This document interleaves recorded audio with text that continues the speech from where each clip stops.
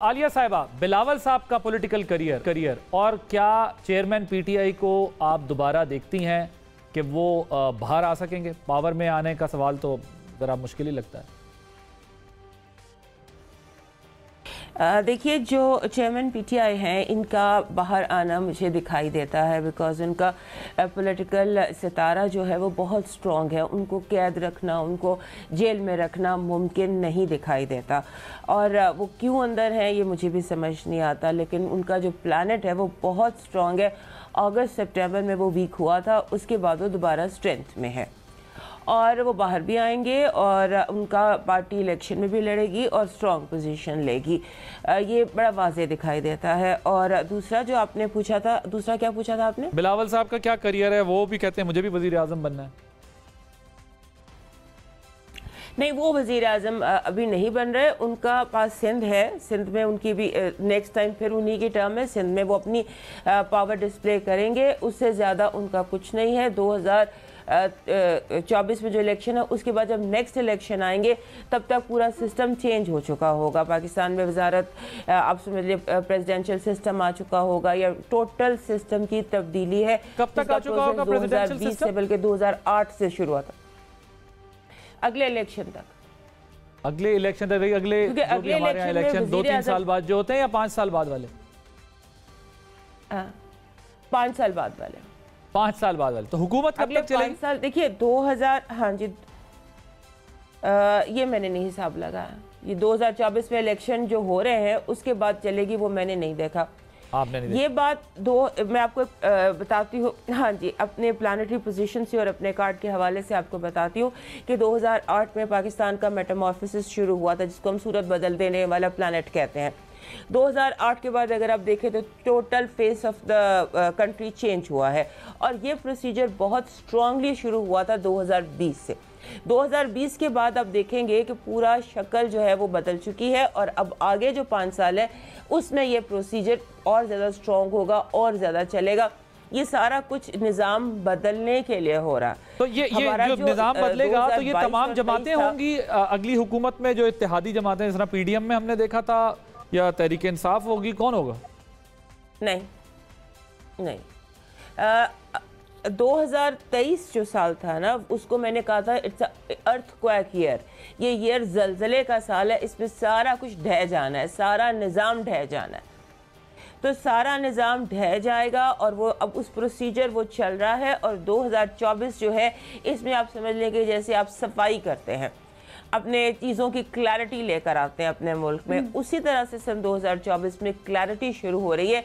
जो एक सूरत बदली थी, आप समझ लीजिए कि वो जो सूरत बदली थी, सारा कुछ वो कुम्हार अपना बर्तन ही बना रहा होता, उस बर्तन के बनने के प्रोसीजर में हम हैं। एक बर्तन अपनी शक्ल ले रहा है, तो अभी वो बना नहीं है, वो बन रहा है। तो उसको जो उसकी सारी शेप आपके सामने आएगी 24, 25, 26 में। और 26 के बाद आप देखेंगे कि पाकिस्तान का सिनेरियो वो टोटल बदल चुका है। और आप अगली हुकूमत इत्तेहादियों की देखती हैं? मखलूत हुकूमत होगी, कोलिशन गवर्नमेंट होगी, या किसी एक पार्टी की होगी? ये किसी एक पार्टी की होगी, मखलूत नहीं होगी। मखलूत नहीं होगी। ज़ंजानी साहब, आपके नज़दीक बिलावल भुट्टो साहब और कोलिशन गवर्नमेंट, या कोई एक ही पार्टी अपनी हुकूमत बनाएगी?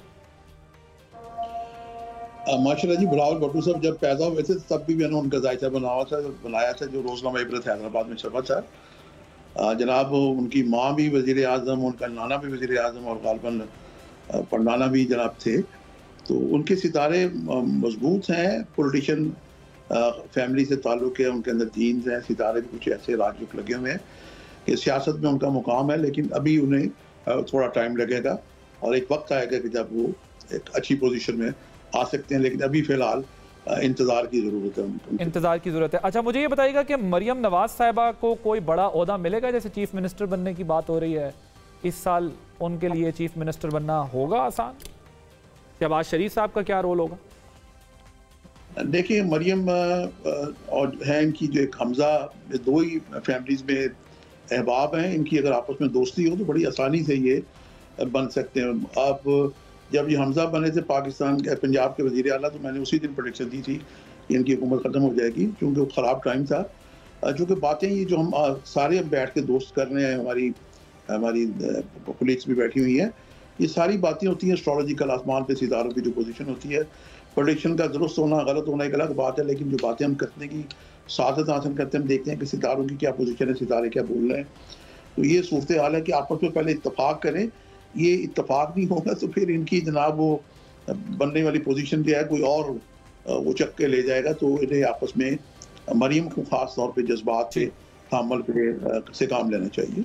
अगर वो चाहती हैं लीडर बने तो लीडर जैसे मोहतरमा बेनज़ीर साहबा थी, एक बड़ी लीडर थी, तो कम से कम उनकी कुछ क्लिप्स देखें, उनकी इसमानी उमरी पढ़ें, उनका किरदार देखें, तो उसे अगर वो कॉपी करें, तामल पैदा करें, तो अल्लाह पाक इन्हें सआदत और मनसब दे सकते हैं। लेकिन फिलहाल आप इन इख्तिलाफात की वजह से माजी मुस्तकबिल करीब में आप इन्हें बनता नहीं देख रही इख्तिलाफात की वजह से? हाँ जी, इख्तिलाफात की वजह से ये है कि चूंकि इन्हें अभी सरपरस्ती हासिल है मियाँ नवाज शरीफ साहब की। अभी राहत साइमा ने गालिबन कहा था कि नवाज शरीफ साहब की पोजीशन बादशाह घर जैसी है।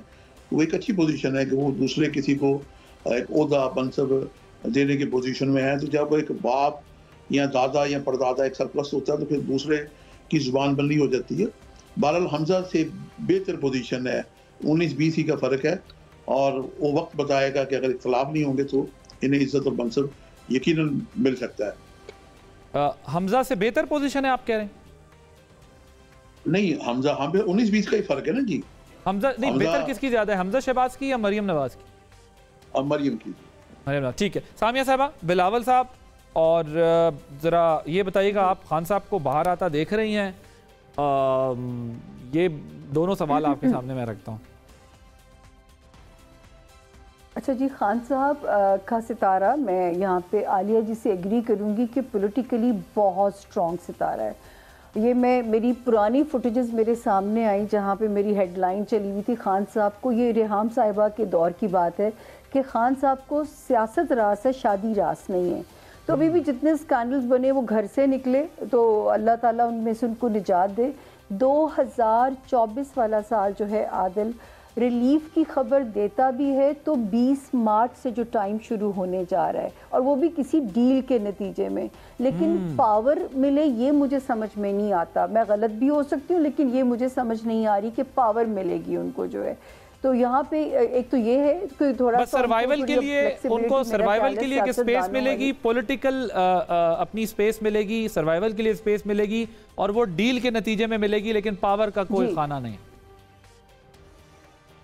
जी। अभी पावर 2024 में नहीं मुझे समझ में आती, ना नजर आती है। दूसरी बात जो आपने सवाल की बिलावल साहब की, तो बिलावल साहब माशाल्लाह, मैं सबसे पहले तो उनकी जो पॉलिटिकल ग्रूमिंग जिसने भी की है, उनके फादर ने या जिसने भी, हैट्स ऑफ है, क्योंकि मुझे तो उनके लिए ख़तरा लगता था, क्योंकि बिलावल के मिजाज में जो एक चीज़ है, जब बिलावल अगर मायूस हो जाएंगे ना तो वो तख्त व ताज की भी परवाह नहीं करेंगे।